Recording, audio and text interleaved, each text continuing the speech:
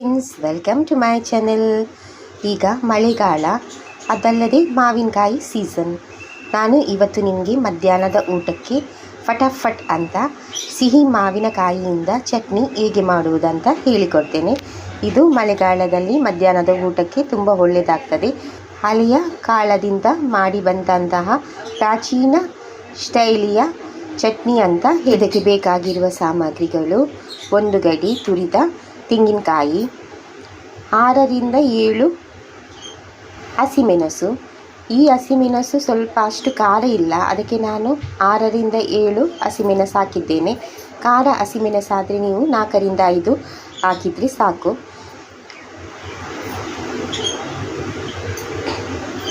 ಸ್ವಲ್ಪ ಶುಂಠಿ, 6ರಿಂದ 7 ಬೆಳ್ಳುಳ್ಳಿ, ಸ್ವಲ್ಪ ಕೊತ್ತಂಬರಿ ಸೊಪ್ಪು, ಸ್ವಲ್ಪ ಹುಳಿ,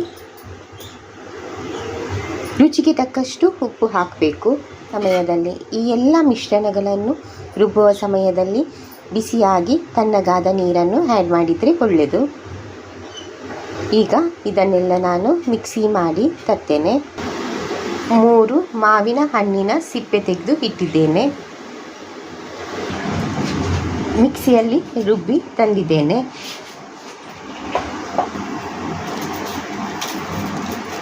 ಮಿಕ್ಸಿ ಮಾಡಿ ರುಬ್ಬಿದಂತಹ ಮಿಶ್ರಣವನ್ನು ಈಗ ಮಾವಿನಕಾಯಿಗೆ ಆ್ಯಡ್ ಮಾಡ್ತಿದ್ದೆ. ಮಾವಿನ ಹಣ್ಣಿಗೆ ಆ್ಯಡ್ ಮಾಡಿದ್ದೇವೆ.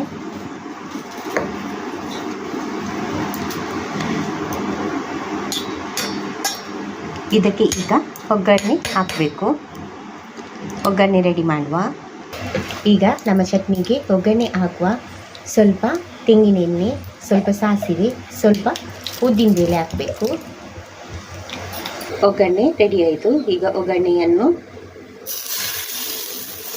ಮಾವಿನ ಹಣ್ಣಿನ ಚಟ್ನಿಗೆ ಆ್ಯಡ್ ಮಾಡಿ ಮಿಕ್ಸ್ ಮಾಡಬೇಕು.